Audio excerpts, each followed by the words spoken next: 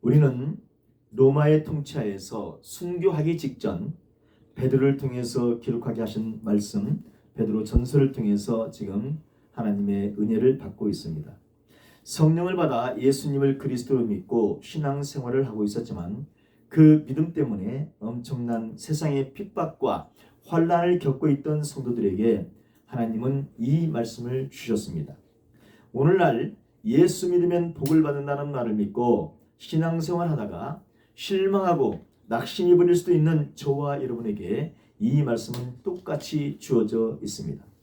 하나님은 창세전에 택한 자기 백성들에게는 성령을 보내주셔서 십자가 사역을 완성하신 예수 그리스도를 그리스도로 구세주로 믿게 하시고 신앙생활을 하게 하십니다. 거룩하신 영이신 성령님을 받은 사람은 거룩한 삶으로 거룩한 하나님의 형상을 나타내야 하는 사명을 받고 있습니다. 이것이 바로 아담이 받았던 사명이었죠. 그런데 이때 어려움이나 환난이나 핍박을 받는다고 할지라도 성령을 받은 성도는 어떤 상황 가운데서도 거룩한 삶을 살아내야 합니다. 그것이 믿음을 받아 구원을 받은 성도라고 하는 증거입니다. 그런데 구원받은 성도들이 자기 행위로 자기 안에 있는 거룩한 하나님의 형상을 드러내는 것은 심판하시는 하나님을 경외하기 때문이라고 오늘 본문은 말합니다. 우리 17절 말씀을 합독하겠습니다. 베드로 전서 1장 17절입니다. 외모로 보시지 않고 각 사람의 행위대로 심판하시는 이를 너희가 아버지라 부른즉 너희가 나그네로 있을 때를 두려움으로 지내라 하네. 구약의 이스라엘 백성들이나 신약의 성도들 모두 할 것 없이 창조주 여호와 하나님을 누구라고 부릅니까? 아버지라고 부릅니다. 그런데 먼저 구약의 이스라엘 백성들의 경우를 보면 하나님은 자기 백성으로 선택한 이스라엘 백성들이 잘못한 경우에 대해서는 눈 감아 주신 분이 아니셨습니다. 이스라엘 백성들이 이방인들과 똑같이 사탄의 영이 주장하는 우상을 섬기거나 하나님의 계명들을 지키지 않을 때는 반드시 징벌하셨습니다. 하나님이 선택한 이스라엘 백성들이라고 해서 그들이 잘못된 행위를 했을 때는 그냥 봐주지 않으셨습니다. 이스라엘의 잘못된 행동에 대해서는 반드시 그 대가를 치르게 하셨습니다. 그러면 여러분, 오늘날 신약시대는 어떨까요? 마찬가지입니다. 신약시대에도 성령을 받았다고 하는 성도들이 영적 자녀라는 특권을 내세우며 자기 멋대로 산다면 그들의 잘못을 눈 감고 지나치지 않으십니다. 외모로 보시지 않고라는 말은 공정하게라는 말입니다. fairly죠. fairly. 외모로 보시지 않고는 공정하게라는, 하나님께서 성도들을 판단함에 있어서 외모를 보지 않는다는 것은 성도의 신분이나 조건에 구애받지 않는다는 의미입니다. 이것은 오직 판단을 위해 세워져 있는 엄중한 기준이 있죠. 그것이 무엇입니까? 바로 진리인 말씀입니다. 진리인 말씀을 기준으로 공평하고 공정하게 심판하신다는 의미입니다. 왜 하나님께서 그러실까요? 하나님께서 사람의 외모를 보지 않고 공정하게 심판하시는 이유가 무엇일까? 하나님 자신이 진리시고 모든 선악의 절대 기준은 의로운 말씀이기 때문입니다. 그래서 옳음이시고 진리이신 하나님은 어떤 선입관을 가지고 사람들을 판단하지 않으십니다. 로마서 2장 11절에서 이는 하나님께서 외모로 사람을 취하지 아니하심이라고 말씀하신 것도 똑같은 이유입니다. 하나님은 이방이든 유대인이든 겉 신분에 영향을 받지 않으십니다. 외관상으로는 아브라함의 자손들이고 모세의 제자였지만 그의 것에 합당한 행위를 아직 하지 않는 사람은 실상은 누구의 자녀요? 마귀의 자녀이기 때문에 심판을 받게 됩니다.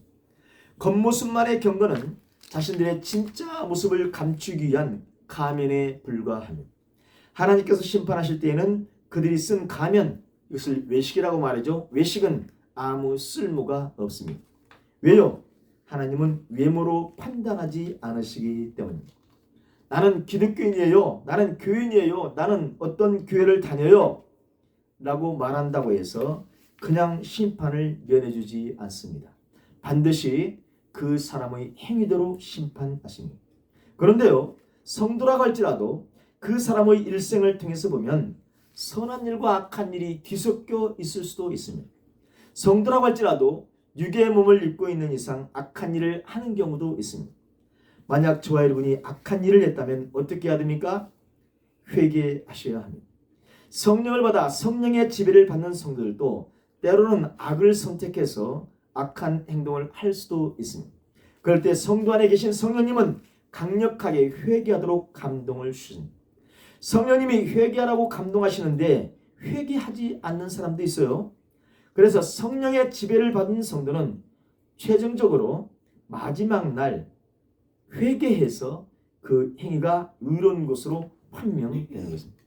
성도는 악을 선택해서 악행을 할 수도 있기 때문에 저와 여러분은 이 세상을 살아갈 때에 두려움으로 살아야 됩니다. 하나님을 두려워하는 사람이 쉽게 악행을 할 수 없겠죠. 베드로 사도는 너희가 나그네로 있을 때를 두려움으로 지내라고 명령하고 있습니다. 저와 여러분은 거룩한 주님이 계시는 본향을 향해서 가고 있는 나그네들이죠. 우리가 목표하고 있는 그 본향에 계시는 하나님은 저와 여러분의 행위대로 심판하시는 분. 그렇기 때문에 이 세상에서의 삶을 두려움을 가지고 통과해야 합니다. 그렇다고 말씀하니까 믿음으로 구원받는데 무슨 행위를 말씀하십니까? 라고 말하시는 분도 있을 수 있어요. 그런데 여기는 지금 누구에게 하시는 말씀이에요? 성령을 받은 성도들에게 지금 하시는 말씀이에요.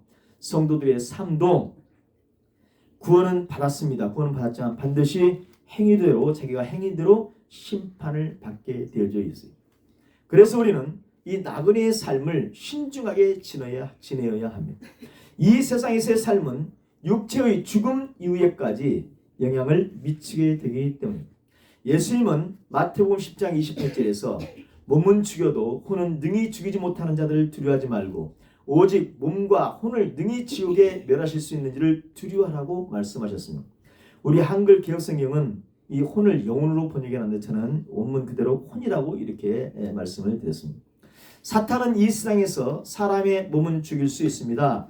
하지만 사람의 혼은 죽일 수 없어요. 하지만 하나님은 사람의 혼을 심판하셔서 지옥에 보내실 수 있는 분입니다. 하나님은 믿음의 행위를 한 사람은 심판하지 않으시고 구원하십니다. 이 세상의 나그네의 삶을 두려움으로 사는 사람은 믿음의 삶을 살아가게 되어 있습니다.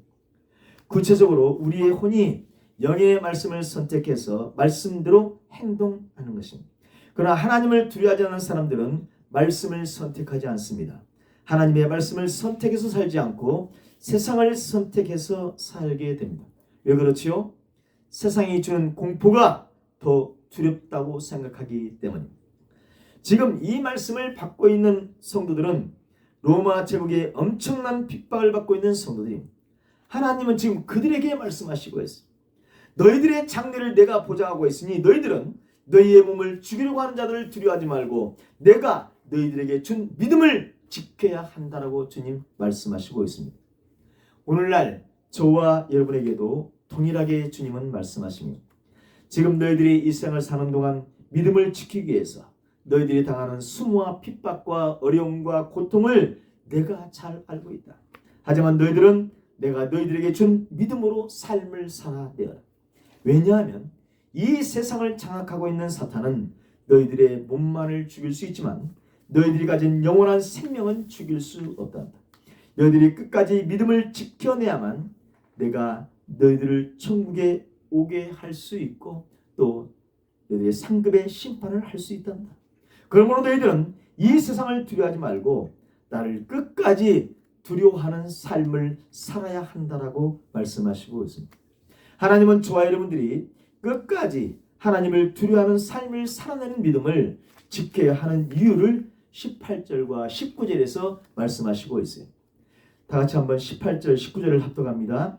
너희가 알거니와 너희 주상이 물려준 헛된 행실에서 계속함을 받은 것은 은이나 금같이 없어질 곳으로 든 것이 아니요 오직 흠없고 점없는 어린 양 같은 그리스도의 보배로운 피로 된 것이니라. 아멘.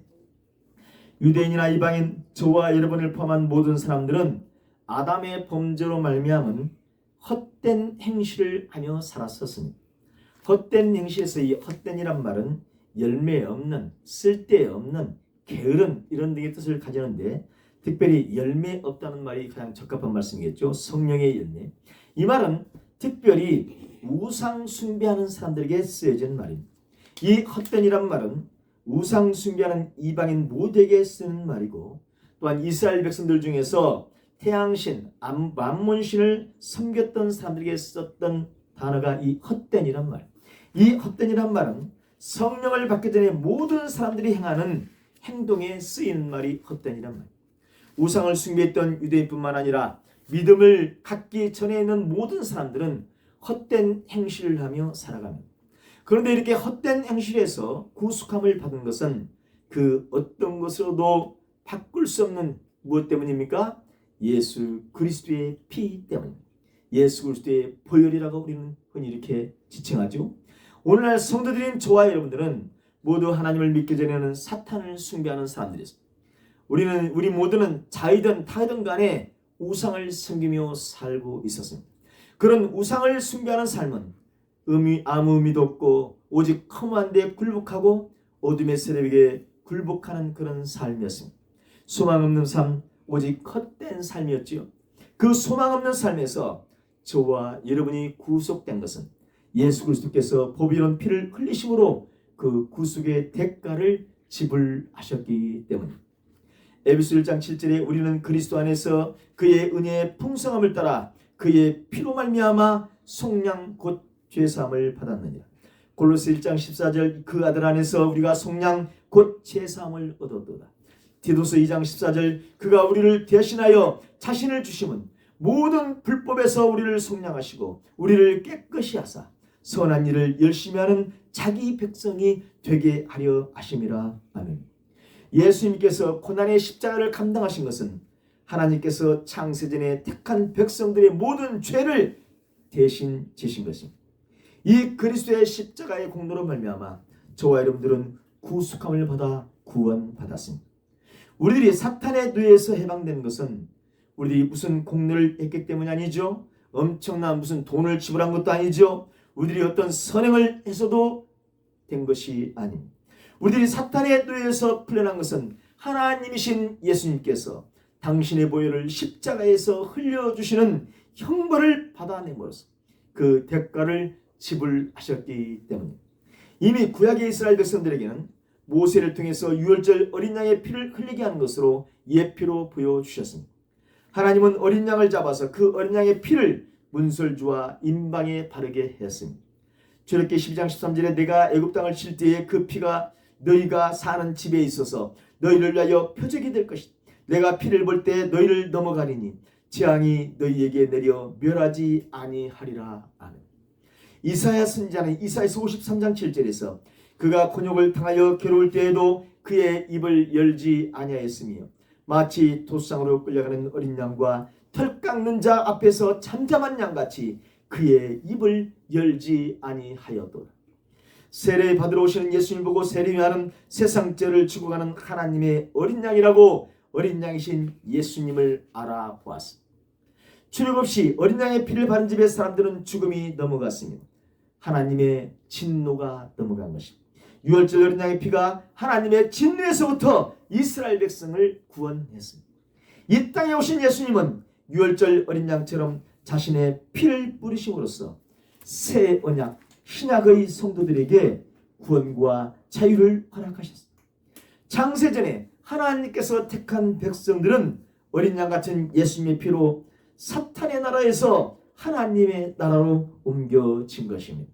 오늘 저와 여러분들이 그렇다고 우리는 믿고 있습니다. 흠없고 정없는 완전 무결한 어린 양을 제물로 제사해야 했듯이 예수님은 완전 무결하신 사람이었습니다. 그렇기 때문에 하나님은 예수라는 인간의 제물을 받아주셨어요. 전에도 말씀드렸습니다마는 대속제물로 죽으신 예수님을 하나님께서 다시 부활시키신 것은 예수님의 100% 완전 무결한 의를 하나님께서 확인하신 것입니다. 이 예수님을 믿는 사람들은 이 예수님의 완전 무결한 100%의 의를 전가받기 때문에 하나님은 그를 의롭다고 인정해 주시는 것입니다. 저와 여러분이 구원받은 자리에 지금 있다는 것은 우리들이 무엇을 잘냈을까? 절대 아니에요. 오직 금없고 침없는 어린 양 같은 예수 그리스도의 보배로운 피 때문입니다. 그러니 여러분, 우리는 겸손할 수밖에 없습니다. 우리는 감사할 수밖에 없어요.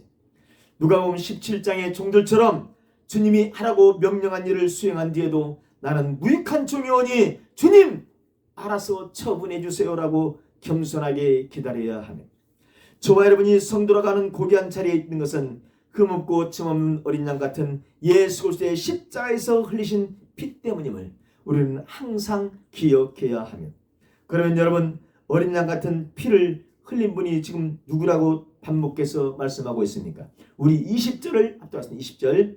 그는 창세전부터 미리 알린 바 되시니나 이 말세에 너희를 위하여 나타내신 바 되었으니. 아멘.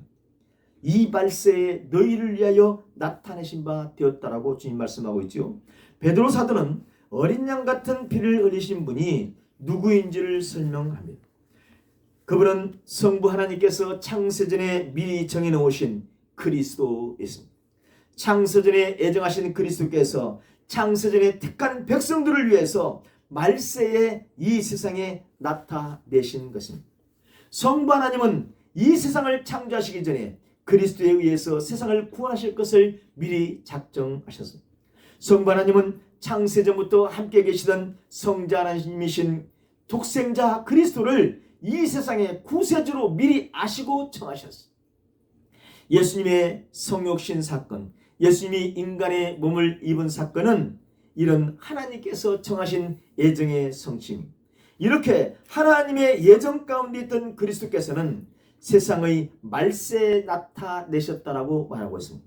여기서 이 말세라는 말은 예수님이 이 세상에 태어나신 시점을 말하고 있습니다. 여러분, 보통 말세라는 언제 사용합니까? 미래에 언젠가 일어날 일이라고 이렇게 사용하잖아요. 미래의 마지막 때를 말하는데, 오늘 본문에서는 이 말세라는 말을 미래적 사건이 아닌 이미 시작된 마지막 시간의 의미로 말세라는 말을 사용하고 있습니다. 왜냐하면 이 말세에 나타내시면 됐다고 말하는 이 말 때문이죠. 이 말은 베드로 시대의 그때가 말세이고, 그 말세에 세상에 오셨던 예수님이 그리스도라는 표현입니다. 히브리서 9장 26절에서도 그리하면 그가 세상을 창조한 때부터 자주 고난을 받았어야 할 것이로되 이제 자기를 단번에 제물로 드려 죄를 없이 하시려고 세상 끝에 나타나셨느니라고 말씀하고 있습니다.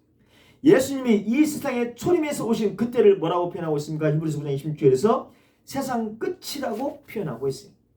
창세전에 하나님께서 세우신 예정, 작정, 예정대로 그리스도께서는 역사 속에 들여오셨어요. 다른 말로 마리아의 몸에 잉태되셔서 사람의 몸을 입으셨습니다. 그리고 사람이 된 인간 예수로서 십자가 대속 사역을 완수하셨습니다. 하나님의 창세전 작정이 구체적으로 역사 속에서 성취된 것입니다. 이 마지막 날에 예수님께서 이렇게 하셨기 때문에 하나님의 미리 하신 바 된 창세전에 택한 백성들인 저와 여러분은 실제적인 역사 속에서 구원의 혜택을 얻게 된 것입니다. 우리 21절을 합독하겠습니다. 21절. 너희는 그를 죽은 자 가운데서 살리시고 영광을 주신 하나님을 그리스도로 말미암아 믿는 자니 너희의 믿음과 소망이 하나님께 있게 하셨느니라. 아멘. 하나님은 십자가를 감당하시고 죽음을 당하신 예수님을 다시 살리시고 그의 공로를 인정하셨습니다. 또 마지막 날, 최후의 마지막이죠. 요한계시록에서 말하는 마지막 심판의 자리인 만왕의 왕, 마지막 심판주의 자리에 있게 하셨습니다. 그런데 이 그리스도의 십자가 사역은 저와 여러분들을 하나님과 연결시키기 위한 사역이었습니다. 우리는 하나님을 그리스도로 말미암아 믿는 사람들, 그러므로 하나님과 연합된 사람들은 이제 하나님 안에서 신실한 사람들이 되어야 하는 것입니다. 또한 우리들의 믿음과 소망은 하나님께만 있어야 합니다. 이것은 하나님께서 그렇게 만들어 주신 일입니다. 즉 십자가 대속 사역을 수행하신 예수 그리스도를 구세주로 믿어지는 사람은 그 일을 이루신 하나님에 대한 믿음과 하나님에게만 소망을 두어야 하는 것입니다. 여러분, 어떻게 우리들을 구원하셔서 믿음과 소망을 주신 하나님은 이렇게 우리들을 구원하셔서 믿음과 소망을 주신 이 하나님은 거짓이 없이 서로 사랑하라고 오늘 본문에서 명령하시고 있습니다. 우리 22절 말씀을 합독합니다. 너희가 진리를 순종함으로 너희 영혼을 깨끗하게 하여 거짓이 없이 형제를 사랑하게 이르렀으니 마음으로 뜨겁게 서로 사랑하라. 여기서도 너희가 진리를 순종함으로 너희 혼을 깨끗하게 하는 말이 정확한 번임. 너희 혼을 깨끗하게 하여 거짓이 없이 형제를 사랑하게 이르렀으니 마음으로 뜨겁게 서로 사랑하라. 기독교인들, 다른 말로 예수 그리스도를 구세주로 믿는 사람들은 진리이신 말씀에 순종함으로 자기의 혼을 깨끗하게 해야 하는 사람, 자기의 혼이 깨끗하게 되는 데는 복음에 대한 순종이 조건으로 요구됩니다. 다른 말로 말하면 말씀에 순종하지 않으면 그의 혼이 깨끗해질 수가 없다는 겁니다. 이미 저와 여러분의 영은 어떻게 되셨습니까? 깨끗해진 상태에 있죠. 그런데 혼이 순종할 대상은 바로 진리인 말씀이. 베드로 사도는 진리는 예수 그리스도의 성육신과 대속의 죽음과 부활과 승천 등에 관련된 복음이라고 말했습니다. 그러므로 복음을 받아들인 사람들은 그리스도에게 자신들의 혼을 맡기는 온전한 순종을 통해서 그 순종의 결과로 깨끗함을 입게 된다는 말.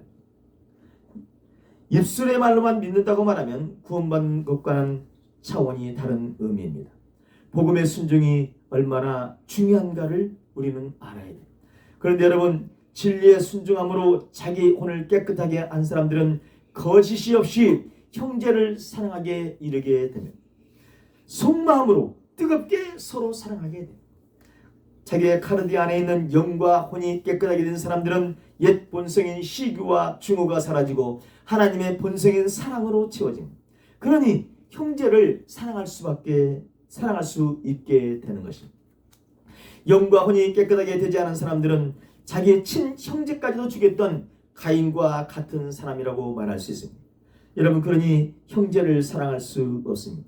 하지만 거듭나서 영과 혼이 깨끗해진 사람은 자기 형제뿐 아니라 원수라도 사랑할 수 있게 되는 것입니다. 여러분, 어떻게 그렇게 될 수 있습니까? 우리의 본성이 변했기 때문입니다. 사탄이 장악하고 있던 카르디아, 우리의 속마음에 성령님이 오시면 본성이 악에서 선으로 바꾸어집니다. 사탄의 속성에서 하나님의 속성으로 바꾸어졌기 때문에 이것이 가능합니다. 그래서 성령에 의해서 거듭난 성도들은 거짓되거나 위선되지 않게 진실한 주님의 사랑을 할 수가 있습니다. 성도 여러분, 그런데 우리가 사랑을 실천할 때에 잘못하면 나 자신도 모르게 거짓 사랑, 위선적인 사랑, 다른 말로 위장된 사랑을 할 수도 있습니다. 하나님이신 예수님이 저와 여러분에게 주신 사랑은 위장된 사랑이 아닙니다. 진짜 사랑입니다. 그런데 그 진짜 사랑을 받은 우리들이 주님의 말씀을 순종한다고 하면서 위장된 사랑을 할 수도 있습니다. 그럼 위장된 사랑이 무엇입니까?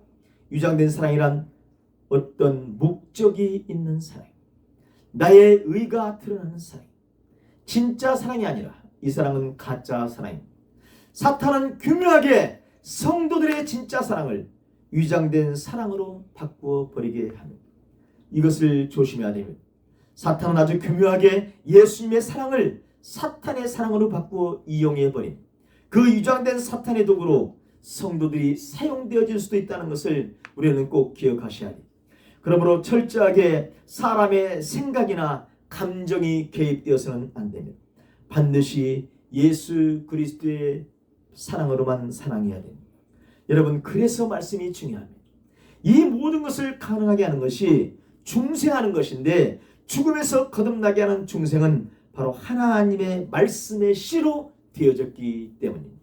우리 23절 말씀을 합동 23절, 너희가 거듭난 것은 썩어질 씨로 된 것이 아니요 썩지 아니할 씨로 된 것이니 살아있고 항상 있는 하나님의 말씀으로 되었느니라. 아멘.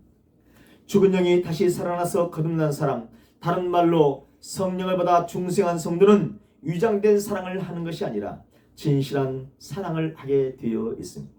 그런데 이렇게 거듭나게 하신 것, 다른 말로 중생하게 하신 것은 살아있고 항상 있는 하나님의 말씀으로 되었습니다. 살아있고 항상 있는 하나님의 말씀이 육신이 되어 이 땅에 오셨던 예수님이라는 것을 우리는 모두 잘 알고 있습니다. 요한복음 1장 1절에 태초에 말씀이 계시니라. 이 말씀이 하나님과 함께 계셨으니 이 말씀은 곧 하나님이시니라. 요한복음 1장 14절에 이 말씀이 육신이 되어 우리 가운데 거하시며 우리가 그 영광을 보니 아버지의 독생자의 영광이요 은혜와 진리가 충만하다. 예수님은 창세전부터 성부 성령님과 함께 계셨던 분입니다.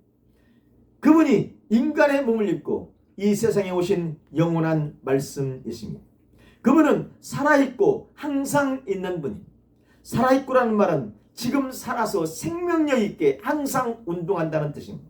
히브리서 4장 12절에 하나님의 말씀은 살았고 활력이 있어 좌우의 날선 어떤 것보다 내리하여 혼과 영감의 관절과 골수를 찔러 죽이기까지 하며 또 마음의 생각과 뜻을 판단하느니라고 했습니다.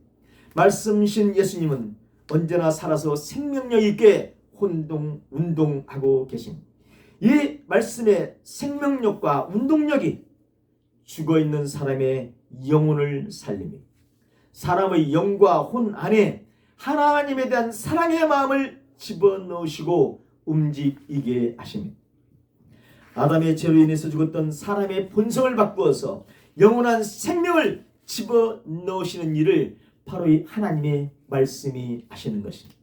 그 말씀은 항상 있는 말씀입니다.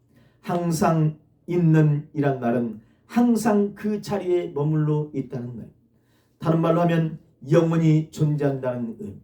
성령을 받아 중생한 사람은 살아있는 하나님의 말씀이 영원히 존재할 존재들입니다. 저와 여러분이 성령을 받아 중생했다면, 다른 말로 산 소망을 가진 사람들이라면 우리 안에 오신 살아있는 예수님이 영원히 살아서 역사하시고 있는 것입니다. 베드로 사도는 영원히 살아서 역사하시는 말씀이 무엇인지에 대해서 더 구체적으로 다음 절 24절과 25절에서 설명합니다. 우리 24절과 25절을 합독하겠습니다. 그러므로 모든 육체는 풀과 같고 그 모든 영광은 풀의 꽃과 같으니 풀은 마르고 꽃은 떨어지되 오직 주의 말씀은 세세토록 있도다 했으니 너희에게 전한 복음이 곧 이 말씀이니라. 아멘. 여러분, 이 말씀이 베드로가 전한 이 말씀의 수신자가 아마도 대부분 유대인들 출신이었기 때문에 베드로 사도는 유대인들이 잘 알고 있는 이사야서 말씀을 인용해서 말씀을 설명하고 있어요. 이사야서 40장 6절로 8절 말씀을 베드로는 인용했는데요. 말하는 자의 소리여 이르되 외치라. 대답하되 내가 무엇이라 외치리까 하니 이르되 모든 육체는 풀이요 그의 모든 아름다움은 들의 꽃과 같으니 풀은 마르고 꽃이 시들면 여호와의 기운이 그 위에 불미라. 이 백성은 실로 풀이로다. 풀은 마르고 꽃은 시드나 우리 하나님의 말씀은 영원히 서리라 하리라. 아멘. 여러분, 베드로가 인용한 이 말씀은 이사야 선지자의 예언인데요. 이사야 선지자는 바벨론의 포로로 끌려가게 될 이스라엘 백성들을 위로하기 위해서 이 예언을 선포했습니다. 당시 이스라엘 백성들을 핍박하고 고통을 주는 세력은 언젠가는 반드시 멸망하여 없어질 것이다. 그렇지만 내가 택한 백성인 너희들 이스라엘만은 반드시 회복시키시겠다. 왜냐? 내 말씀, 하나님의 말씀이죠. 하나님의 말씀은 영원히 서기 때문이라고 이렇게 말씀하십니다. 하나님의 말씀은 결코 시들지 않고 영원한 효력을 가지니 절대로 너희들은 두려워하지 말고 믿고 확신하라는 소망의 메시지를 이사야는 이스라엘 백성들에게 선포한 겁니다. 여기서 여러분, 육체는 무엇을 말합니까? 여기서 육체는 한때 풀의 꽃처럼 화려한 삶을 살고 영광을 뽐내는 사람들을 가리키고 있습니다. 아무리 화려하고 힘이 있던 사람들도 환난과 마지막 심판의 때가 되면 아무 쓸데없는 것이 되어 사라지고 말게 된다는 거예요. 만약 사람들이 가진 부와 권력과 명성, 인간의 공로나 업적으로 그들의 영과 혼이 중생할 수 있다면 여러분 얼마나 좋겠어요. 하지만 이 세상의 그 어떤 것도 사람에게 영원한 생명을 줄 수는 없다. 오직 영원하신 하나님의 말씀만이, 예수 그리스도만이 인간들에게 영원한 생명을 줄 수 있다는 말씀입니다. 그러므로 여러분, 죄인을 구원하시는 하나님의 말씀은 일시적인 것이 절대로 아닙니다. 영원히 시들지 않고 영원히 지속되는 생명입니다. 저와 여러분이 생명을, 이 성령을 받아 중생한 것은 이처럼 영원한 효력을 발휘하는 살아있고 항상 있는 하나님의 말씀이신 예수 그리스도에 의해서 되어진 것입니다. 요한계시록에 등장하는 사탄의 대리인인 음녀가 타고 있는 7머리에 10뿔 가진 짐승할 것 없이 이 세상을 장악하고 있는 것들은 영원한 것이 아니라 잠깐 있는 것들입니다. 언제까지요? 하나님의 말씀이 응할 때까지만 힘을 발휘할 수 있습니다. 그러나 말씀이신 우리 예수님은 절대적인 힘을 가지신 분이며 영원한 분이십니다. 주의 말씀은 세세토록 영원한 존재이십니다. 썩어질 시로부터 생겨난 모든 것은 마르고 떨어져 사라져 버리지만 하나님의 말씀 예수 그리스도는 영원하십니다. 그러면 여러분, 오늘 베드로가 말하는 하나님의 말씀은 무엇일까요? 바로 베드로가 만났고 경험했고 주님으로 섬겼던 예수님의 사역 전체를 가리키는 그리스도의 복음 아니겠습니까? 이 복음의 주인공이신 그리스도 예수님은 절대적이고 영원합니다. 이 그리스도의 복음이신 예수님을 통해서 이루어지는 거듭남, 다른 말로 중생은 영원히 견고한 것입니다. 성령을 받아 예수 그리스도가 구세주로 믿어지고 하나님이 믿어지는 사람은 이 하나님의 말씀으로 말미암아 거듭났습니다. 중생했습니다. 이 거듭남으로 갖게 된 이 생명은 영원한 것입니다. 바로 오늘 저와 여러분이 이 영원한 생명을 소유하고 있습니다. 이 영원한 생명을 소유한 사람들은 본향인 천국을 향해서 이 세상의 나그네의 길을 산수망을 가지고 지금 살아가야 합니다. 베드로 사도는 하나님의 영원한 말씀으로 다시 살아난 사람들을 향해서 권고하고 있습니다. 우리 2장 1절로 2절 말씀을 앞두었습니다. 그러므로 모든 악독과 모든 기만과 외식과 시기와 모든 비방하는 말을 버리고 갓난 아기들같이 순령하고 순전하고 신령한 저주를 삼아라. 이는 그로 말미암아 너희로 구원에 이르도록 자라게 하려 함이라. 아멘. 영원하신 하나님의 말씀으로 거듭난 저와 여러분은 버려할 것이 많이 있습니다. 또 버려할 것이 있는가 하면 사모해야 할 것들도 있습니다. 말씀으로 거듭나서 산수망을 가진 사람들이 되었지만 우리들은 여전히 이 세상 속에서 현실의 삶 속에서 살아갑니다. 우리의 환경이나 우리의 습관이나 우리의 세상 환경은 편한 것이 없습니다. 그래서 영은 거듭났지만 아직 혼과 몸은 구원받기 이전인 옛사람 그대로입니다. 그런데 중생한 우리들은 이제는 성령이 주신 믿음으로 옛사람을 구원받은 상태로 변화시켜야 됩니다. 그러기 위해서는 몸이 습관적으로 가지고 있는 옛 모습을 버려야 합니다. 옛사람이 가지고 있던 악독과 기만과 외식과 시기와 모든 비방하는 말을 버려야 합니다. 거듭난 성도들이 버려야 할 것들은 모두 마음에서부터 나옵니다. 악독은 마음속에서 나오는 남을 해치려는 독한 마음이 악독이에요. 기만은 남을 속이는 덫이나 올가미가 기만이에요. 외식은 겉과 속이 다르게 판단하고 행동하는 것이 외식이에요. 시기는 타인이 잘하는 것들을 질투하고 방해하는 것입니다. 모든 비방하는 말은 온갖 종류의 중상모략과 악담입니다. 악독과 기만과 예식과 시기와 모든 비방하는 말은 사람의 마음, 속마음이죠. 카르디아, 하트에서 비롯됩니다. 중생한 성도는 이 모든 것을 버리라고 오늘 주님 말씀합니다. 그런데 여러분, 이게 잘 버려집니까? 잘 안 됩니다. 본인 스스로는 잘 버려지지 않기 때문에 성령님의 도움을 받아야 버려지게 할 수 있습니다. 성도 여러분, 하나님은 왜 오늘 이 말씀을 우리에게 주시고 있습니까? 성령을 받아 산수망을 가지고 천국을 향해 가고 있는 성도들도 자기 속에 있는 이 사탄의 것들 때문에 넘어지기 쉽기 때문입니다. 엄청난 핍박 속에서 신앙생활을 했던 초대교회 성도들에게 가장 큰 적이 무엇이었겠어요? 당시의 로마 제국과 유대인들이었을 겁니다. 하지만 그들보다도 더 치열하게 싸워야 할 것이 있었습니다. 바로 그것은 그들 자신 카르디아 안에 있는 사탄의 속성들이었습니다. 여러분, 로마 제국이나 유대인들, 자기를 핍박하는 유대인들이나 이런 것들은 그들을 그냥 만나지 않으면 됐어요. 외부의 적들을 피해버리면 됐습니다. 하지만 자신들 안에 칸대 앞 마음 안에 있는 적들은 이 사탄의 속성들을 버리지 않으면 이길 수 없습니다. 그러므로 베드로 사도는 성도들 마음 안에 있는 것들을 버리라고 권면하고 있습니다. 그것이 거듭난 성도들에게 합당한 삶이기 때문입니다. 다른 말로 거듭난 성도는 그렇게 거룩한 모습이 나타나는 것이기 때문에 그것이 성도임을 증명하는 것이기 때문입니다. 마음속에 사탄의 속성들을 버릴 뿐만 아니라 순전하고 신령한 젖을도 사모해야 합니다. 여러분, 갓 태어난 아이들은 본능적으로 엄마의 젖을 찾습니다. 마찬가지로 성도들은 순수하고 신령한 젖을 바라고 원해야 합니다. 갓난아이에게 엄마의 젖이 가장 적합하고 좋은 것을 공급하는 것처럼 성도들에게는 순수하고 영이신 말씀이 공급되어야만 성장할 수 있습니다. 성령으로 거듭난 사람이라고 할지라도 순수하고 영이신 말씀을 공급받지 못하고 오염된 말씀을 공급받으면 그 사람은 반드시 기형으로 자라게 됩니다. 정상적인 하나님의 사람으로 성장하지 못하고 이상한 사람으로 성장하게 됩니다.